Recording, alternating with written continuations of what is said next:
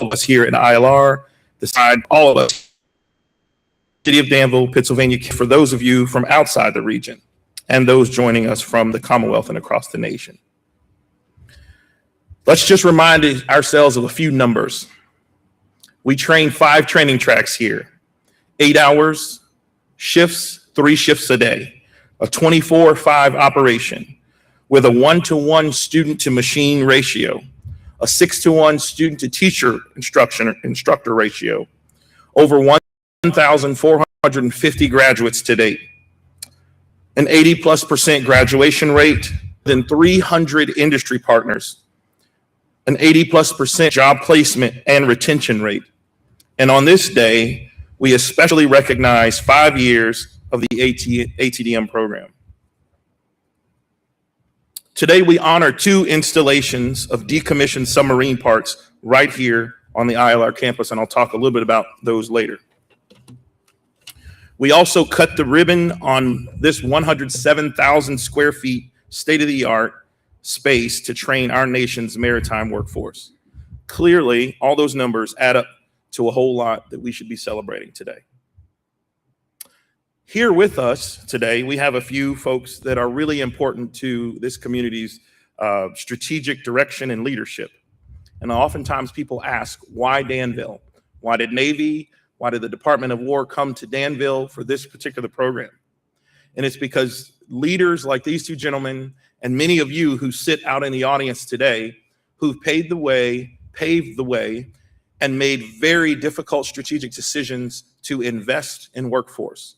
Invest some $80 million of local dollars, state dollars, tobacco commission, and regional dollars into building an incredible, extraordinary workforce pipeline in that region.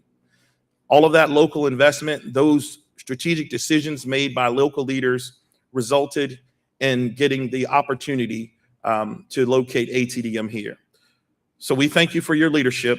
And without further ado, I'd like to introduce both the RIFA chairman and Pennsylvania County Board Supervisor, Mr. Vic Ingram, followed by the RIFA Vice Chairman, Danville City Councilman and former Mayor, the Honorable Sherman Saunders. Mr. Ingram. Thank you, Kelly. Wow, what a view from up here. Good afternoon, and on behalf of the Regional Industrial Facility Authority, let me welcome you. Admiral Pappano, Scott, you know, it's hard to believe it's been 4 years since you and I stood together next door to celebrate the opening of the Center for Advanced Manufacturing. And it was on that day that we announced plans for the construction of this beautiful $53 million facility.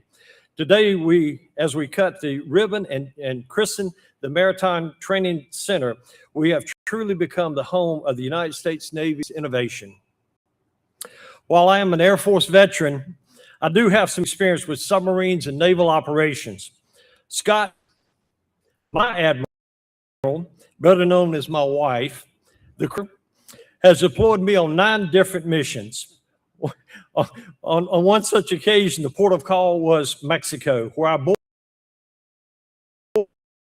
a submarine as we descended into the strength and integrity of that vessel. Ironically, once we reached the bottom of the ocean, all I saw was some fish and the remains of sunken ships. How ironic. Fortunately, once we surfaced, the captain and the first mate seemed to be as relieved as we were, so they treated us to free shots of tequila. Now, I don't tequila, and I probably would have served them to the pastures. During the American Revolution, inventor David Bushnell developed the Turtle. This was the experimental submarine, which historically was the first attack submarine. Its mission was to destroy the British ship Eagle located in the New York harbor. Although the mission was described as a failure, here's what General George Washington said. I then thought, and I still think, that it was an effort of genius. On October the 12th, 1900, the United States Navy commissioned the first official submarine, the USS Holland. While the Holland crew never saw combat, it served as a training and experimental vessel for the first fleet of submarines. As you can see, the training never ends. I believe that the words of General Washington still hold true to this day. The work and dedication of so many have made this day possible. What we see here demands a celebration, for this is nothing short of genius. Who would have ever thought that Danville and Pittsylvania County would be the home of accelerated training in defense manufacturing? We are truly in a race for superiority, not domination. This is a race to train and equip individuals to maintain a steady and sustainable flow of qualified workers for shipbuilding and the repair sector of the submarine industrial base.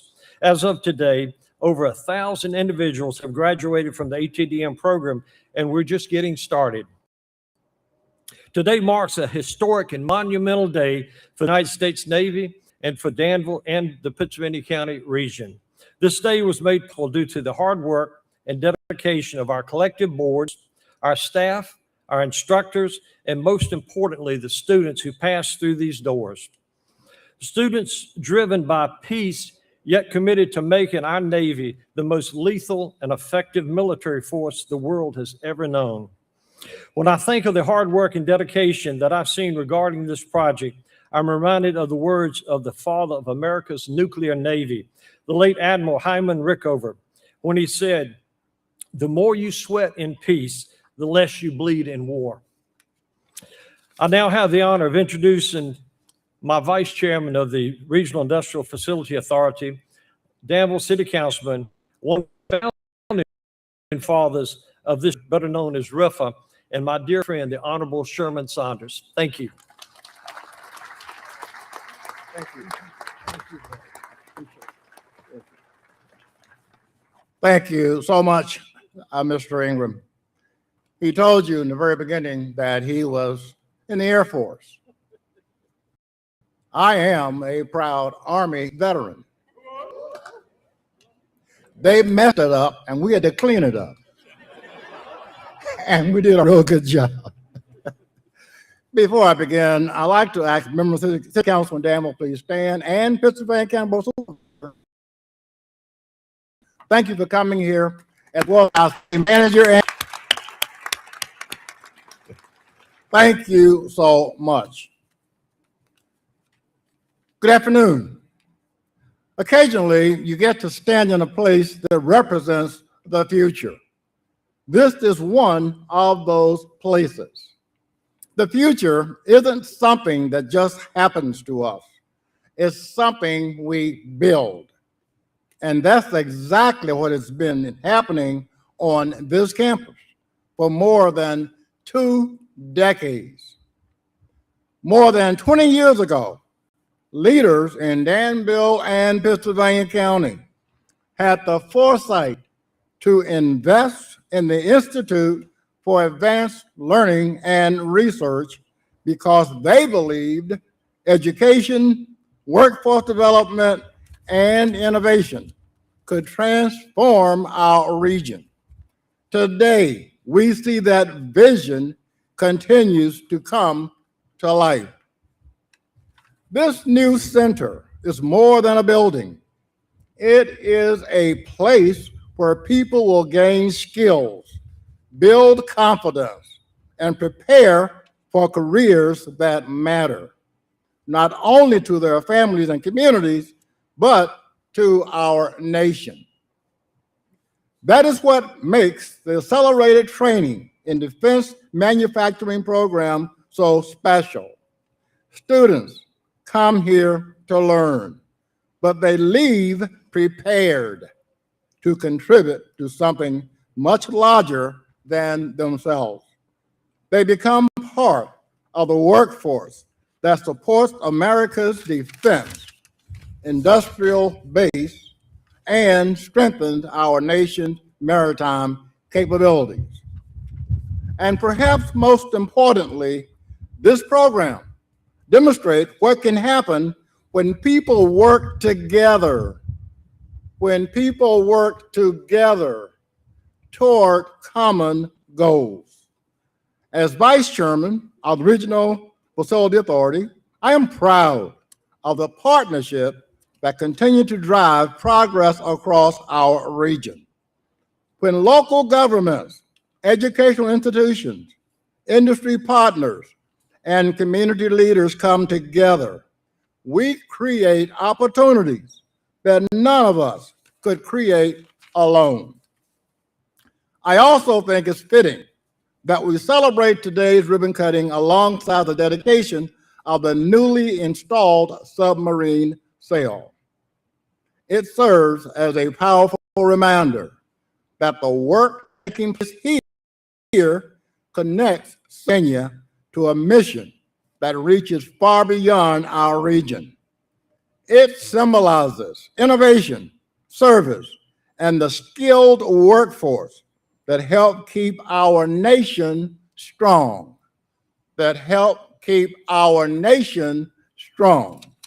Today, we celebrate a beautiful new facility, but more than that, we celebrate vision.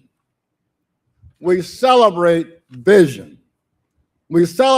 partnership, and we celebrate the people whose lives will be changed because of what happens here. Congratulations to the Institute for Advanced Learning and Research, the Accelerated Training and Defense Manufacturing team, and all the partners who help make this day possible. The future is being built here. The future is being built here, and that's something we can all be proud of. Thank you so much for allowing me to be a part of this program.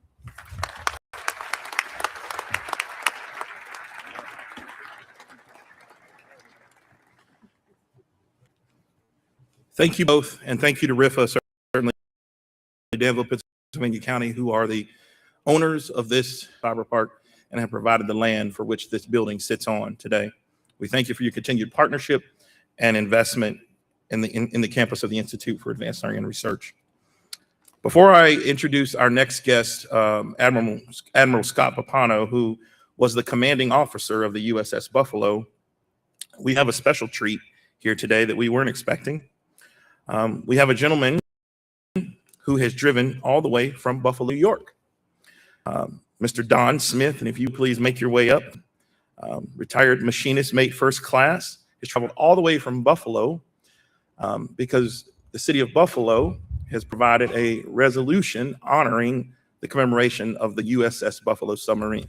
So we've invited him to share that resolution with the audience today.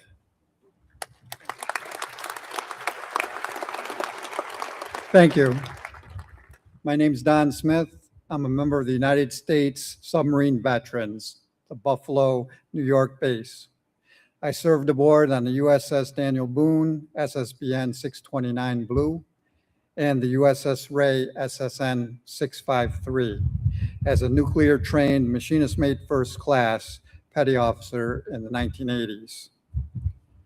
The creed of our organization is to perpetuate the memory of our shipmates who gave their lives in the pursuit of their duties while serving their country, that their dedication, deeds, and supreme sacrifice be a constant source of motivation towards greater accomplishments. Pledge loyalty and patriotism to the United States of America and its Constitution.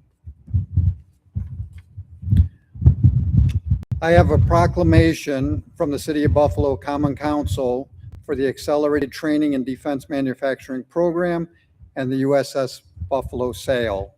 It reads as follows.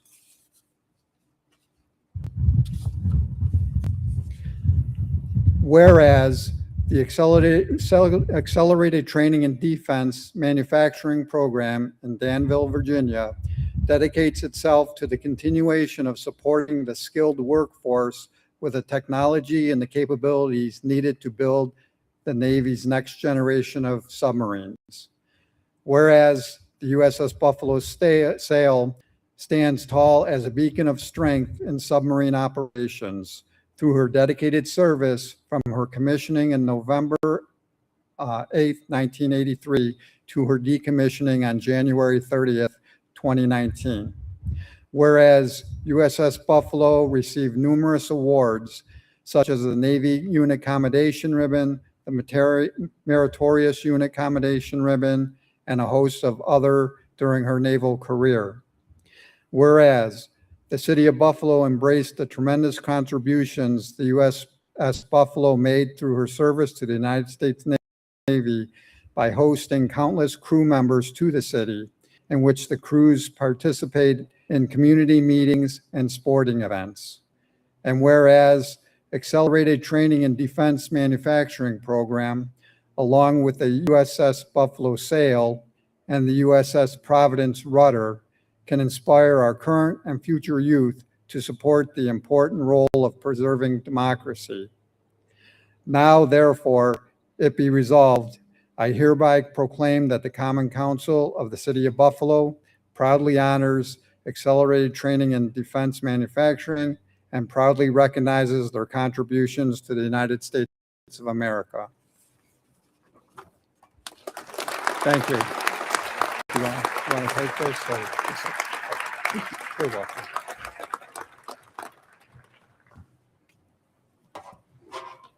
Thank you, sir, for traveling all this distance, and thank you for your service.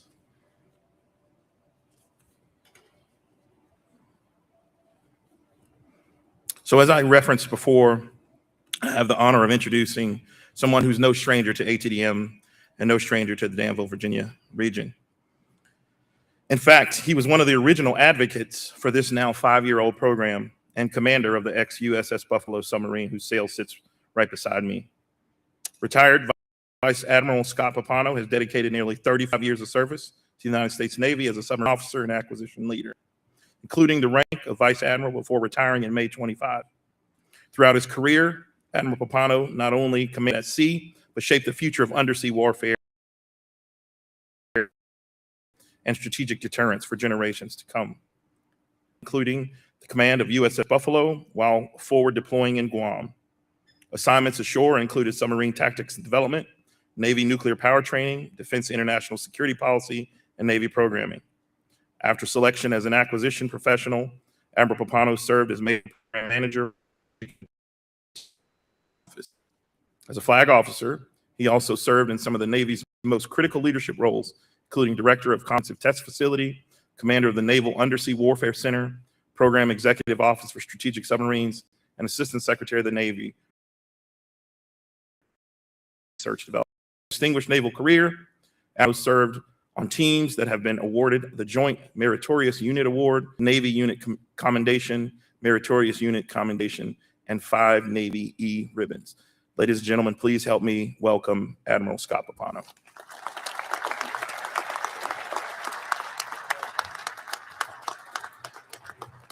I hate when Telly does that, reads the whole bio, right? He could just say, hey, he drove submarines, then he built them, now he's doing some other stuff, right? So, you know, I would just want to say how proud I am to be here today and what a great honor for me to be here today. So Telly, thanks for inviting me back to Danville. It is true that I am no stranger here, but I love every trip I make down here. And it's even more important for me today as I stand here before all of you in this wonderful facility and that proud warship to my right. This closes a lot of circles for me, you know, culmination of many things for me personally and professionally. You don't often get to do when you serve in the military or the government and you're operating for 2 or 3 years at a time on a rotation. And so to be able to kind of still be part of this effort here as we come to the end of the game here, really the end of one game and the start of a much bigger game as we go forward here, right, is very meaningful to me. You heard from, or many of you heard from Admiral Goucher this morning about, you know, what won World War II was the mobilization of the U.S. industrial base and the workforce that drove that, right? That's ultimately what drove our success in World War II.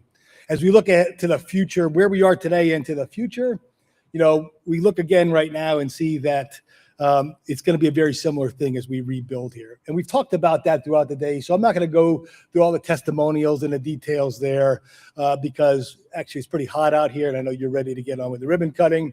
I am going to go back to World War II for a second, though, right? The one other thing, you know, in World War II that we learned as a Navy, I wasn't there personally, despite how old you might think I am, was that the best sailors came from farmers and fishermen.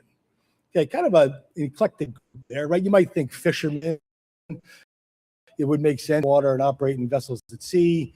But the thing that farmers and fishermen have in common is there's nobody else there to help them, right? Their livelihood, their survival depends upon their innovation, their resilience, right? Their ability to adapt and overcome and survive, right? And that's what, operating a ship at sea is like, right? At war, in combat, you don't know what it's going to take. Your job is to keep that ship and your crew alive and keep fighting that ship.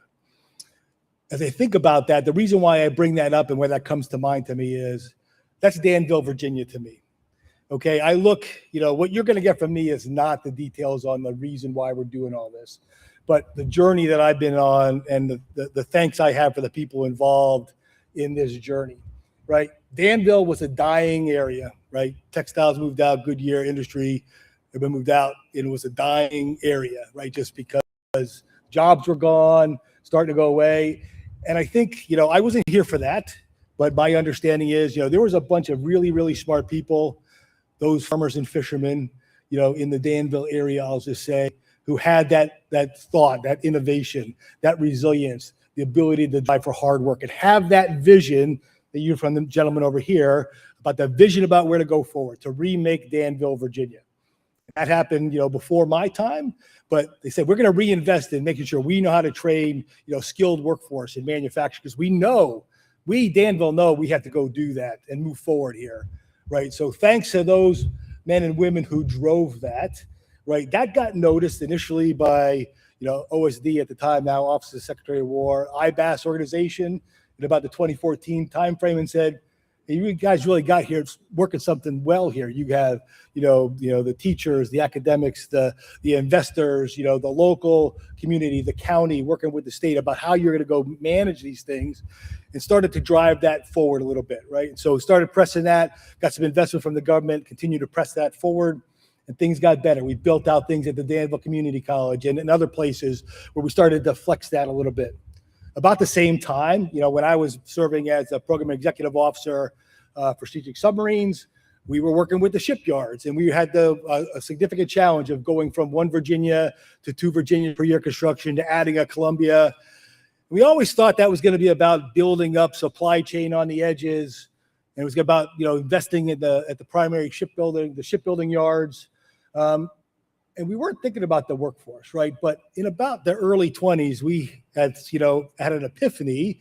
Thankfully, some great minds like Matt Sermon and Whitney Jones that I worked with at the time, there came that epiphany that said, fundamental to all of this, right? We can build all the infrastructure we want. If we can't attract, recruit, train, and retain the most effective workforce in the world, then we're not going to be able to pull this off. Right. So with that epiphany, we worked with OSD IBAS. We saw what was going down here in Danville, Virginia, had some opportunity to go invest further here. And so that's where I kind of entered the journey. And, the one advantage I had is, I was there at the beginning. We saw what Danville was doing. We had a vision for what we do today with the National Maritime Training Center. I was there. We were drawing it on the whiteboard. Just so you know, we were originally going to have the sail at the end of the long hallway. We're going to have the hallway, the P-way in the middle be the length of a 688 class submarine and have the rudder on the backside, but it didn't work out architecturally. So I will say this worked out beautifully here, despite our initial whiteboard drawings about how this might look and everything. I really like how it turned out in the end. But we had that discussion about what this needs to be, right? And going from my cadre of starting ATDM with a cadre of 12 people going through early on in 2021 in the detailed program to now having graduated more than 1,000 students and building this fine facility to be able to have a throughput of more than 1,000 or 800, 1,000 people per year in, critical skill sets required for manufacturing. It brings heart to see this. And again, not something you get to do in my job very often is to be there at the whiteboard design. Frankly, to be there when we broke ground on this facility in 2023, and now to see us in full operation here, now in 2026, it just doesn't happen that much. So thank you for all that you've done to get us here and all the people involved in that, because it really is the future of our manufacturing here. And the other reason why I wanted to come out here is the other way I come to culmination is on the fine warship you see to your right here, right? So Speaking last in the day, everybody has said everything. I get to say some stuff again, but even sub-vets guy, Don, come up and, like you saw me hear a little bit about when Keel was laid down in 1980, commissioned 83. So 35 plus years of service for the great ship Buffalo. She and the other 68 class submarine, fast attack submarines, those were our Cold War workhorses, and beyond the Cold War, they continue to be great workhorses for this nation right now. I can't tell you where that sail has been. I can tell you I've spent plenty of hours standing atop of it, coming in and out of port. Proudest days of my life, and the most important time, my most important job that I've ever done in my career. I still look most fondly upon that. So I want to thank everybody that was involved in getting to the point where we get this sail here, to make sure that the good ship Buffalo does not go quietly in the night. She was never that kind of warship. And so to see her here on eternal patrol, outside of the National Training Center is very meaningful to me. And I hope it's meaningful to you. I thought it was important to make sure that the people that went through those doors and ate in that cafeteria and graduated from this facility had a chance to visually look at and see what they were working for, to be part of something bigger than themselves, right? And be reminded that it's not just a job, it's a career, and it's a career in national defense, because this nation's future depends upon our manufacturing workforce of the future. That's where our national defense, our resiliency will come from. So again, thank you, everybody. Telly, thank you for having me here today. And so back over to you for whatever's next. Thank you, sir.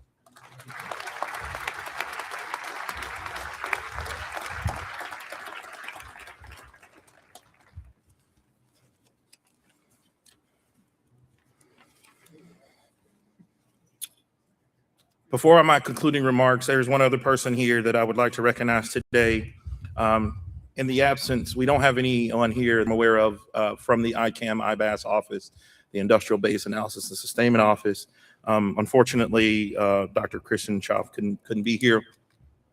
But we do have the previous retired director, Adele Ratcliffe, here, who was in that scene, saw the vision, maybe one of the first people that actually came to Danville and saw the vision of what could possibly happen in a rural community, in a rural region, both to help with our economic development goals and certainly to support our nation's workforce training.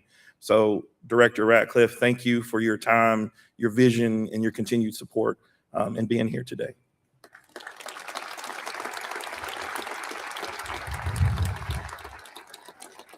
So as Admiral Pappano said, the sail behind me hails from Buffalo SSN 715.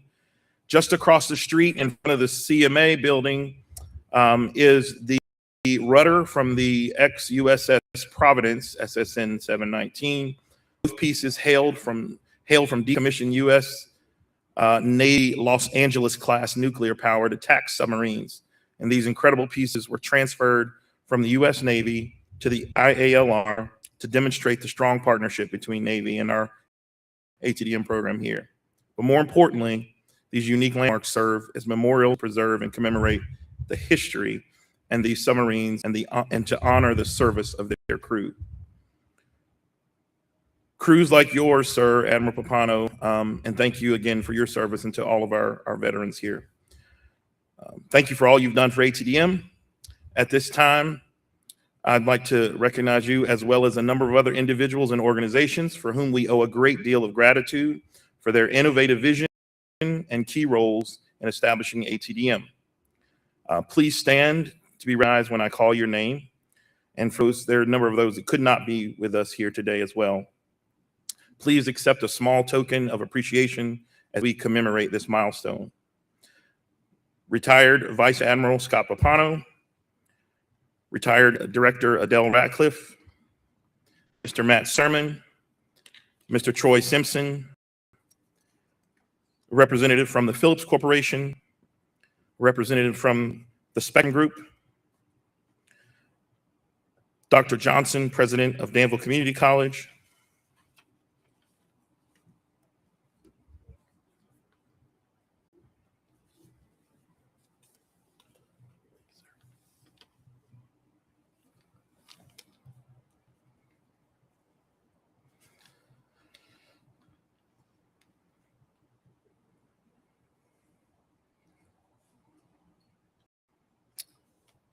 I'd also like to recognize one of our ILR staff members who's been here from the very beginning, Amanda Hilton.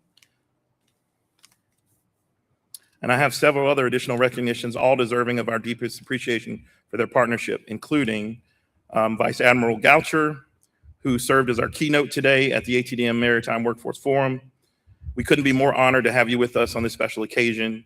We'd also like to recognize Admiral James Kilby in his absence. We'd like to recognize Erica Logan of the Submarine Industrial Base Program Office and your entire team. Dr. Kristen Schaff in her absence, and was the architectural and engineering design for this particular building. New Atlantic, our lead contractor, general contractor on this project. And there were a host of additional subcontractors for whom we are grateful, but a special recognition for T&M Rigging, which oversaw the rebuild and restoration of both the sail and the rudder. I'd like to give a special thanks to the Institute's Board of Trustees, many of whom are here today, and the entire IALR. Last but certainly not least, to our incredible ATDM students, where you are, give a wave so everybody can see you, and let's join in giving each of these folks a round of applause.